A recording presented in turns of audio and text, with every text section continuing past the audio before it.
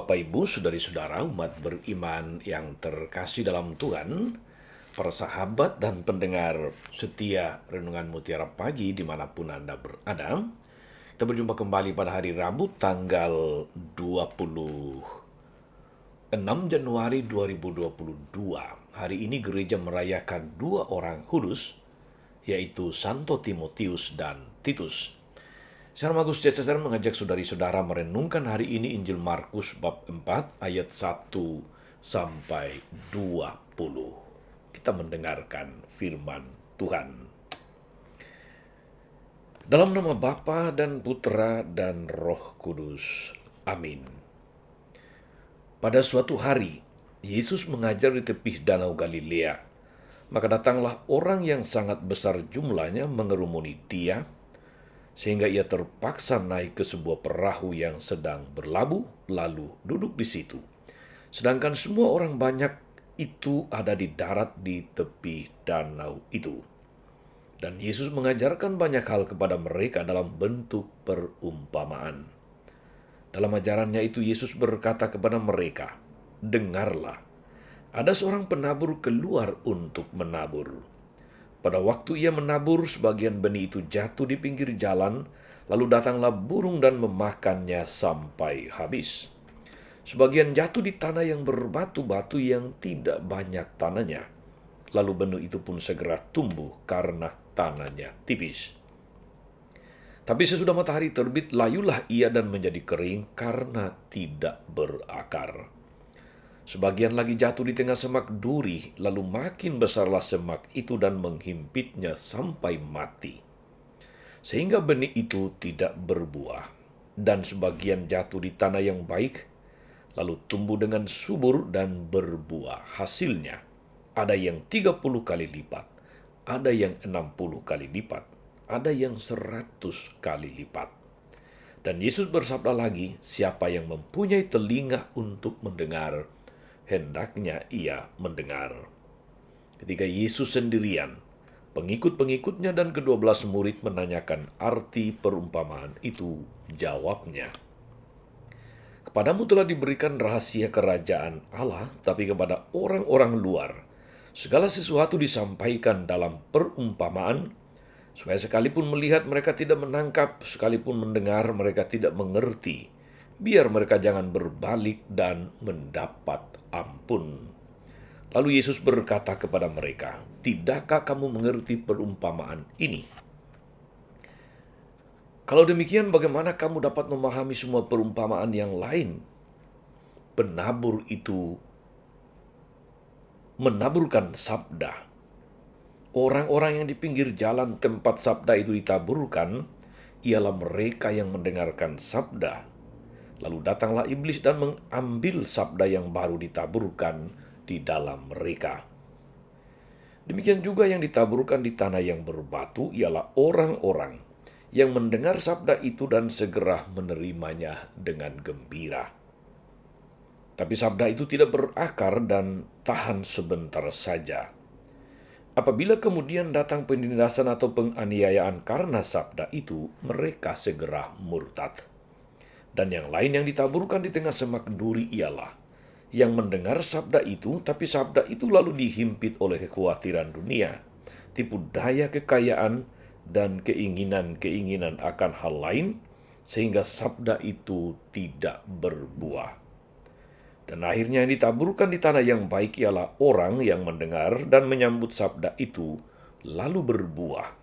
Ada yang 30 kali lipat, ada yang 60 kali lipat, dan ada yang 100 kali lipat. Demikianlah sabda Tuhan.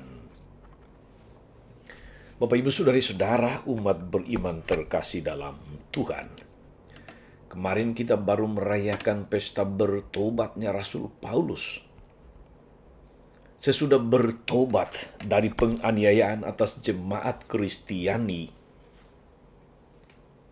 teristimewa jemaat Kristiani perdana, umat gereja perdana, baik itu di Yerusalem dan sekitarnya, saudari-saudara, Paulus menjadi pewarta sabda yang luar biasa yang melintasi batasan masyarakat Yahudi. keluar dari Israel sehingga firman kabar baik didengarkan lebih banyak oleh orang. Dan seperti saya katakan kemarin, sejak Paulus, gereja menjadi gereja yang bermisi, gereja misioner yang melewati batas-batas bangsa, batas-batas negara. Paulus membawa gereja keluar dari Yahudi. Secara sistematis Paulus membawa warta keselamatan ilahi melalui Yesus kepada bangsa-bangsa yang belum mengenal Allah. Seperti orang-orang di Fenisia, di Siprus, di Asia Kecil, di Yunani hingga Romawi. Apa yang dilakukan Paulus itu, saudara-saudara, laksana menabur benih seperti yang dikatakan Yesus dalam perumpamaan Injil hari ini. Ada kegagalan tentu saja, ada penolakan, tapi ada juga keberhasilan. Santo Timotius dan Titus yang kita peringati hari ini adalah dua contoh keberhasilan. Mereka benih kecil yang kemudian bertumbuh besar dan menaungi banyak orang dengan kekayaan iman yang mereka terima dan yang diwartakan oleh Rasul Paulus. Saudara-saudara, seperti benih yang beraneka ragam itu, karunia firman ilahi datang kepada kita juga dengan berbagai macam cara dan bentuk. Ada pengajaran iman langsung, yang lain melalui nasihat-nasihat praktis, yang lain melalui teguran kasar, yang lain melalui teladan hidup atau kesaksian hidup. Semuanya sebetulnya ingin membahasakan pesan yang sama, yakni bahwa Yesus ada untuk menyelamatkan kita dulu, sekarang, dan sampai selama-lamanya. Karena itu, saudara-saudara yang terkasih dalam Tuhan, kita wajib menyiapkan diri kita masing-masing, hati kita masing-masing, hidup kita masing-masing sebagai tanah yang subur bagi benih sabda itu. Hati yang membatu tentu saja harus dilembutkan. Nafsu dan kelemahan-kelemahan lain yang menjadi semak duri itu harus ditebas, dikeluarkan. Semua digemburkan dengan air kehidupan yang mengalir dari rahmat Tuhan, mengalir dari firman dan seluruh sakramen gerejawi yang kita terima. Kita siap menerima sabda ilahi dan yang menjanjikan buah rahmat bagi banyak orang.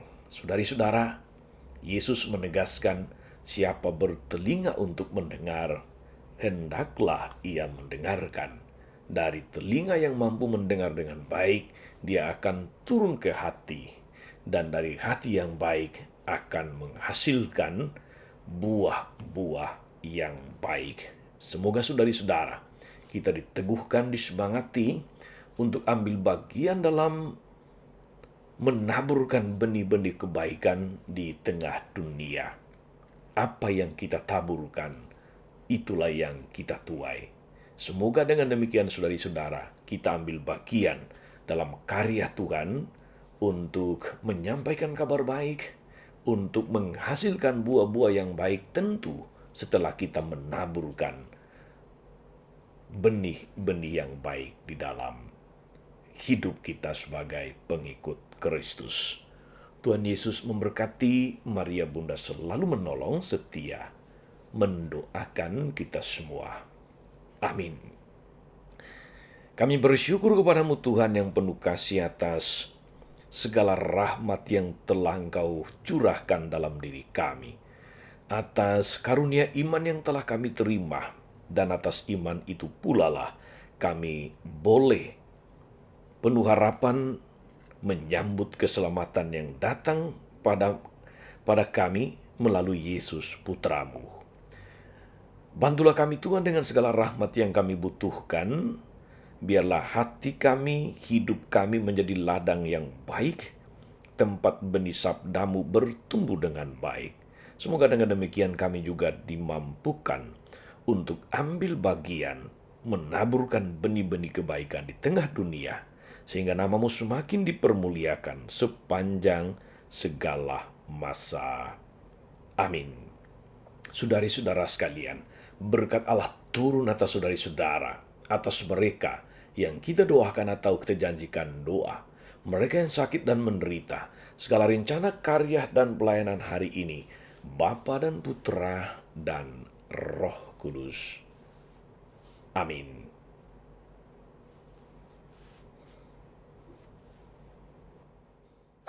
Jangan lupa like, subscribe, nyalakan lonceng notifikasinya. Salam 52, Tuhan memberkati.